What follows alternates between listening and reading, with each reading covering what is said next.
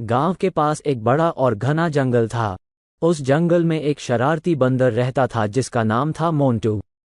मोंटू अपनी शरारतों के लिए बहुत मशहूर था। गांव वाले और जंगल के जानवर हमेशा उसकी नई नई चालाकियों से परेशान रहते थे। एक दिन मोंटू ने सोचा कि वो कुछ ऐसा करेगा जिससे पूरे गांव में हड़कंप मच जाए। सुबह का समय था। मोंटू ने देखा कि गांव की पगडंडी पर बहुत सारे लोग जा रहे हैं। उसने सोचा, क्यों न कुछ ऐसा किया जाए जिससे सब हंसते हंसते लोटपोट हो जाएं। उसने अपनी योजना बनाई और जंगल के अंदर छुपकर तैयार हो गया। सबसे पहले मोंटू ने एक पेड़ की ऊंची शाखा पर एक नकली सांप लटका दिया। जब गांव वाले पगडंडी पर चल रहे थे, अचानक उन्होंने देखा कि एक बड़ा सांप पेड़ से लटका हुआ है। सब डर के मारे चीखने लगे और इधर उधर भागने लगे। मोंटू अपनी चालाकी पर हंसते हंसते लोटपोट हो गया। लेकिन जब गांव वालों ने देखा कि यह तो एक नकली सांप है, तो वे भी हंस पड़े और बोले, ये तो मोंटू की शरारत है। इसके बाद मोंटू ने सोचा कि वह गांव के कुएं के पास जाकर कुछ और मजेदार करेगा। उसने एक बड़ा पत्थर उठाया और उसे कुएं के पास रख दिया।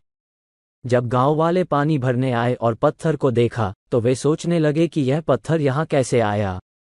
तभी मोंटू ने अपने पत्तों के झुरमुट से जोर जोर से हंसना शुरू किया। गांव वाले समझ गए कि यह मोंटू की एक और शरारत है और वे भी हंसने लगे। अगली चाल के लिए मोंटू ने गांव के मंदिर में जाकर कुछ नया करने का सोचा। उसने मंदिर के घंटा को बजाना शुरू किया और तेजी से भागकर छुप गया। जब गांव वाले पूजा करने के लिए मंदिर में आए, तो उन्होंने देखा कि वहां कोई नहीं है। सबने सोचा कि घंटा अपने आप कैसे बजा। तभी मोंटू की हंसी की आवाज सुनाई दी। सब समझ गए कि यह भी उसकी शरारत है और वे भी हंसने लगे। लेकिन इस बार गांव वालों ने सोचा कि वे मोंटू को एक अच्छा सबक सिखाएंगे। उन्होंने मिलकर एक योजना बनाई। अगले दिन गांव वाले ने एक बड़ा झूठा आम का पेड़ बनाया। पेड़ पर बड़े बड़े नकली आम लगाए गए। मोंटू ने देखा तो उसकी आंखें चमक उठी।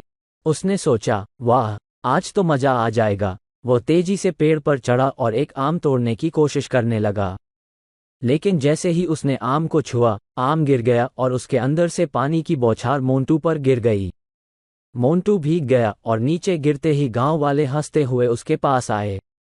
अब समझ में आया, मोंटू, शरारतें भी कभी कभी उल्टी पड़ जाती हैं, गांव वालों ने हंसते हुए कहा। मोंटू ने भी अपनी गलती समझी और हंसते हुए बोला, आप लोगों ने मुझे अच्छा सबक सिखाया। अब मैं अपनी शरारतें थोड़ी कम करूंगा और कुछ अच्छा करने की कोशिश करूंगा। गांव वालों ने उसे माफ कर दिया और सब मिलकर हंसते हुए अपने अपने कामों में लग गए। मोंटू ने भी वादा किया कि अब वो अपनी शरारतों को कम करके गांव और जंगल के लोगों की मदद करेगा।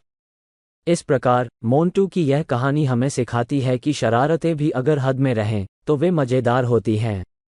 लेकिन जब शरारतें किसी को परेशान करने लगें तो उन्हें बंद कर देना चाहिए। मोंटू ने अपनी गलती से सीख ली और सबके दिलों में अपनी एक नई जगह बना ली।